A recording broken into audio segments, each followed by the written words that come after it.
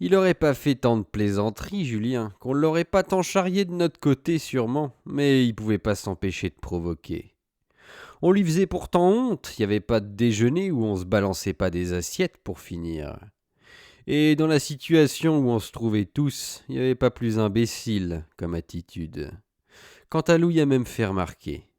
Tiens, toi, t'es encore plus vache que t'es con. C'est pas croyable. Tu ferais le travail des bourriques que tu te tiendrais pas autrement. Répète, Qu'il y a dit. répète. Je répéterai quand je voudrais. Ça devait se terminer en corrida. Enfin, on s'est encore interposé. On en avait marre de le modérer, le Julien. Ça commençait toujours à propos d'un genre d'histoire qu'il soi-disant racontait. Et voilà. Qu'il faisait. Je me promenais l'autre jour sur le boulevard Piccadilly. Je le vois qui traversait, venir vers moi, si rouge, si gras, si bien portant que je peux pas m'empêcher de lui dire à mon vieux pote.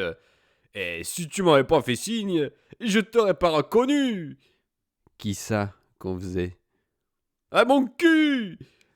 Alors il se marrait pendant une demi-heure d'avoir réussi. Une heure après, quand on s'y attendait plus, il recommençait. Alors Cantaille a dit. Toi maintenant, on t'appellera plus que mon cul.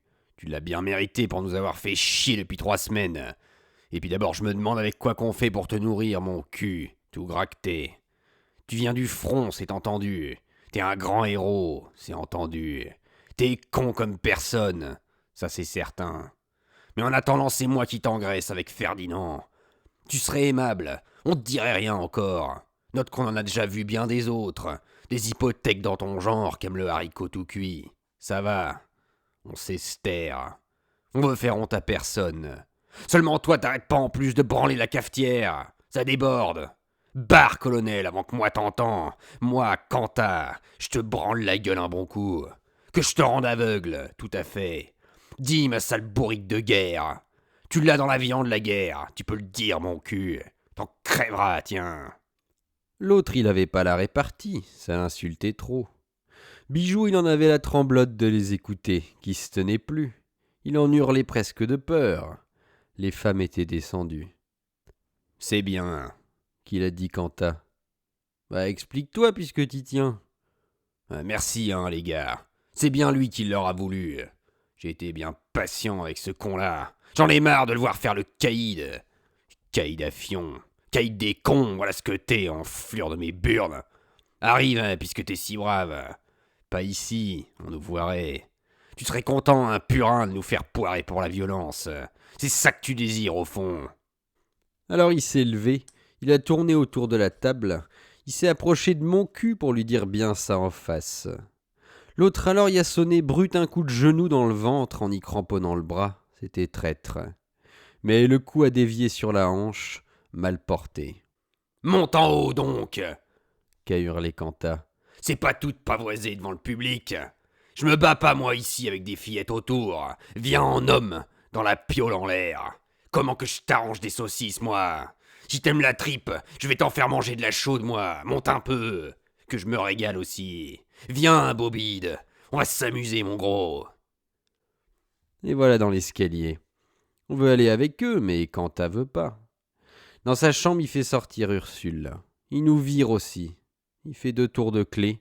On est tous là, sur le palier. Bang! C'est l'armoire qui résonne. La table est par terre aussi. Le grand coup mou, c'est les cordes aiguës sur le parquet qui se tabassent. Il y a du râle. Rodriguez s'oppose à ce qu'on enfonce la porte. C'est pas régulier. Il y a de la plainte. Une et 2 espèces de cris. Encore un lit qui chahute. Ursule appelle. Quentin, Quentin, mon homme, mon petit homme. Il répond pas. Bourreau de là-haut, il est sorti de sa trappe pour se rendre compte aussi. On y explique. Il écoute les deux là-dedans qui gémissent, qui rivalisent de poids. Bande de cons! Qu'il ressaute. C'est une occasion à se mouiller tous qui font là. S'il y en a un qui est sonné, vous allez voir alors la trique, comment qu'elle va tomber. Ça va chercher 12 ans s'il l'étouffe. Charogne, va! Il n'a pas attendu qu'on décide.